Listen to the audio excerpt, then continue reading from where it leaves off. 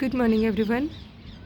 आपके एरिया में अगर ठंड पड़ रही है तो आप उस ठंड को एंजॉय कर रहे होंगे, लेकिन एक मज़ेदारी है, हर एक जगह का टेम्परेचर भी डिफरेंट होता है और सर्दी का असर भी अलग अलग होता है।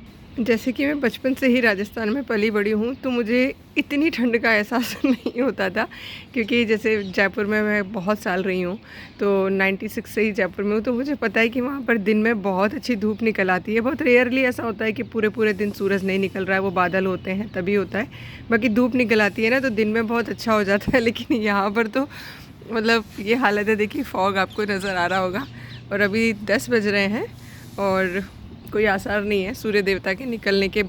पौधे बिल्कुल गीले हैं, क्योंकि बहुत अच्छे से बिल्कुल छत के ऊपर ही ओस आई हुई होगी।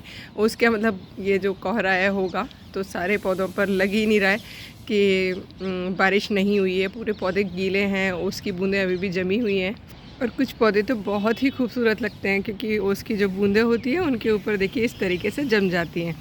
और जिन्होंने गार्डनिंग अभी स्टार्ट किया है वो बहुत ही कंफ्यूज हैं कि ऐसे मौसम में अपने पौधों को बचाने के लिए क्या करें। तो देखिए, अगर आप 3-4 महीने से मेरे साथ जुड़े हुए हैं, तब तो मैं यही कहूँगी, पॉट फिलिंग अगर हमारी तरह से है ना, तो बिल्कुल आराम से बैठिए, कुछ नहीं होगा आपके पौधों को।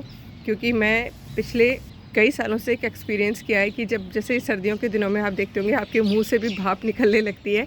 क्योंकि हमारी बॉडी जो है खुद का टेम्परेचर मेंटेन रखती है, वैसे ही धरती माँ का रहता है, यानी हमारी मिट्टी का रहता है, वो अपना टेम्परेचर मेंटेन रखती है, क्योंकि उसने बहुत सारे जीवों को पाला हुआ है।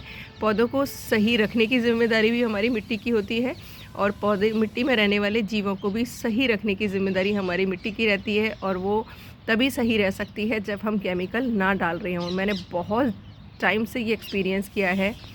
अगर आपको अपने पौधों को हर एक मौसम में, हर एक सीज़न में सही रखना है, तो आपको स्विच करना ही पड़ेगा केमिकल से जैविक की तरफ। नहीं करेंगे तो आप जद्दोजहद करते रहिएगा, अपने गार्डन में लड़ते रहिएगा, कभी पाले से, कभी धूप से, कभी बारिश से, कभी किसी भी चीज़ से। जो भाई मेरा तो एक्सपीरियंस बहुत ही तगड़ा वाला है ये चीज़। अभी इस टाइम पर देखिए, चूँकि बीच बीच में बारिश आ रही है, तो आप देखिए मिट्टी के ऊपर, क्योंकि इस पॉट के अंदर मैंने टोटली ब्राउन और ग्रीन वेस्ट भरा था, और ये पौधे मैंने उगाए नहीं हैं। ये लास्ट ईयर जो इस गमले में बीज थे वही अपने आप जर्मिनेट हुए हैं। मैंने सिर्फ इसमें एक कटिंग लगाई थी स्वीट पोटैटो वाइन की, और बाकी पौधे अपने आप निकले हैं। आज है 4 तारीख, तो आज फूलों वाले बीज लगा सकते हैं। कई लोग ये कहेंगे मैम बहुत ठंड है, क्या होगा? आप लगा दीजिए, बस पानी का ध्यान रखिएगा, पानी बिल्कुल ज़्यादा मत डालिएगा, आपके यहाँ जर्मिनेट हो जाएंगे, थोड़ा मौसम सही होगा तो। और कटिंग भी उन पौधों की लगा सकते हैं जो आपके गार्डन में इस टाइम पर बहुत अच्छे से फ्लावरिंग कर रहे हैं। देखिए, अभी मैंने कुछ दिनों पहले, यानी लास्ट जो डेट थी फूलों वाली, ये कुछ कटिंग मैंने लगाई थी, देखिए, और कटिंग पे फूल एकदम फ्रेश आपको नज़र आ रहा होगा, यानी कि ये सेट हो गई हैं। तो जो प्लांट सॉफ्ट वुड वाले हैं उनकी आप कटिंग लगा सकते हैं। जो मैं अपना एक्सपीरियंस बता रही हूँ, लग जाती हैं आसानी से। लाइक इस टाइम पर आप सकुलेंट्स की लगाएंगे या फिर कॉलियस की लगाएंगे, जाफरी की लगाएंगे, बहुत आसानी से लग जाएंगी। कल किसी की क्वेरी थी कि मैम कॉलियस प्लांट के सर्दियों में कटिंग लग जाती है। तो देखिए, ये एक पौधा था जो मैंने लास्ट टाइम आपको दिखाया था, बहुत ही ख़राब हो रहा है। देखिए, ऊपर से पूरा ख़राब हो रहा है। मैंने एक साइड की ब्रांचेज इस पर छोड़ दी हैं कि अगर मैं फेल हो जाती हूँ तो वो बची रहें। दूसरे साइड में देखिए, नीचे जितनी भी ब्रांचेज थी ना, उनको कट कर करके मैंने उसी पॉट में तकरीबन 10 दिन हो गए, 10 दिन पहले लगाया था।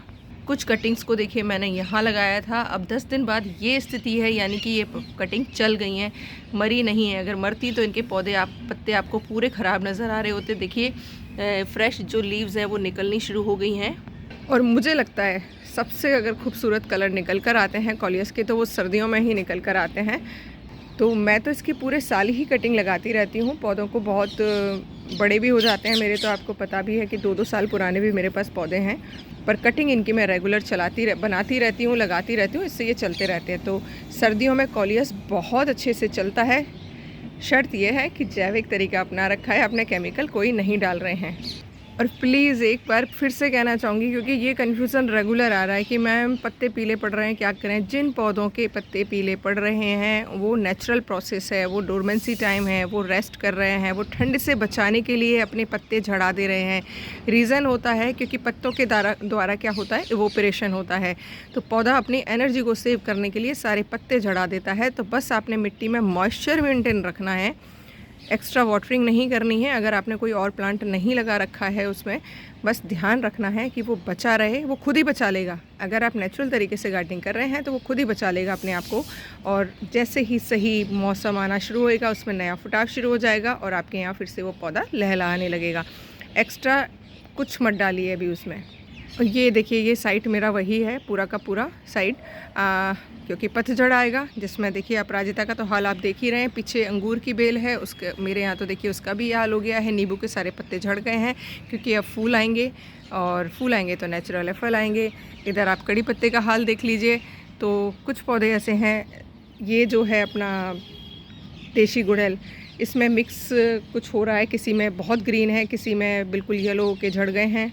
और कल किसी की क्वेरी थी कि भाई मोगरा का प्लांट, तो देखिए अगर आप मेरे एरिया से हैं तो देखिए ये भी डोरमेंसी टाइम ही है, मेरे यहाँ फ्लावरिंग नहीं हो रही है इसमें। तो अगर आपके यहाँ भी फ्लावरिंग बिल्कुल रुकी हुई है, ग्रोथ बिल्कुल रुकी हुई है, तो थोड़ा सा रुक जाइए। 15 से 20 दिन या 25 दिन बाद आप इसकी रिपोर्टिंग करिएगा तो ग्रोथ भी होगी और पौधा भी बहुत अच्छे से चलेगा। और लिक्विड फर्टिलाइज़र डालने की बात है कि मिट्टी तो ऑलरेडी गीली है, कैसे डालें, तो ज़्यादा नहीं, आप 15 दिन में एक बार डाल दीजिए, सफिशेंट है। और अगर आपने पॉट फिलिंग मेरी तरीके से किया है तो देखिए मत होइए परेशान, ज़रूरत नहीं है। ये तो मेरे यहाँ बहुत ज़्यादा एक्स्ट्रा वेस्ट हो जाता है तो मैं डाल के चले जाती हूँ बाल्टी में, अगर मैं उसे कंपोस्ट बिन में नहीं डाल पाती हूँ। बाकी अगर आप नहीं डालेंगे तो भी कोई दिक्कत नहीं है। और कई लोगों की क्वेरी है, मैम इस वेस्ट का क्या करें, तो आप इस वेस्ट को भी वहीं कॉर्नर में, जैसे ये पॉट है तो पॉट के यहाँ कॉर्नर में मिट्टी हटा के दबा दीजिएगा, कोई नुकसान नहीं करता है क्योंकि हम पौधे से दूर दबा रहे हैं। और हाँ, एक और चीज़ बता देती हूँ आपको कि अब अगर आप नर्सरी से पॉलीथिन्स में प्लांट्स लेकर आ रहे हैं जो कि सर्दियों वाले थे, यानी नवंबर, दिसंबर, जनवरी में खिलने वाले थे, तो अब उनको बहुत ज़्यादा डिस्टर्ब तो बिल्कुल मत करिएगा, क्योंकि अगर तेज़ धूप किसी भी दिन निकल गई तो वो गड़बड़ कर सकते हैं। तो आप उन पॉलीथिन्स के में भी रख सकते हैं, क्योंकि 1 से 1.5 महीना वो उनमें भी बहुत अच्छे से फ्लावरिंग करेंगे। सिर्फ आपने उनमें लिक्विड फर्टिलाइज़र देते रहिएगा, बायो एंजाइम स्प्रे करते रहिएगा, तो उन्हीं में आपकी बहुत अच्छे से फ्लावरिंग हो जाएगी। आप रिपोर्ट नहीं भी करेंगे तो भी कोई दिक्कत नहीं होगी। मैं कल या परसों में कुछ प्लांट्स लेकर आऊँगी तो शेयर करूँगी कि उनको मैं कैसे कर रही हूँ, क्या कर रही हूँ। तो अगर आपके पास हैं तो उन्हें अभी रखिएगा, और लगा लिए हैं तो बहुत अच्छी बात है। और कल मैं YouTube पर लाइव आऊँगी तो मैं पहले से ही नोटिफिकेशन दे दूँगी शाम तक कि किस टाइम पर है और कैसे करने वाली हूँ। तो बने रहिएगा चैनल पर अगर आपको मेरे द्वारा दी गई इन्फॉर्मेशन पसंद आती हैं। और जो लोग नए जुड़े हैं वो basic gardening tips, bio enzyme और जो भी प्लेलिस्ट है मेरी, उनको प्लीज़ ज़रूर देख लीजिएगा। कंपोस्टिंग की, पॉट फिलिंग की, आई होप आपकी सारी क्वेरीज़ के आंसर मिल जाएंगे जो कि शुरुआत में होते हैं। Thank you for watching.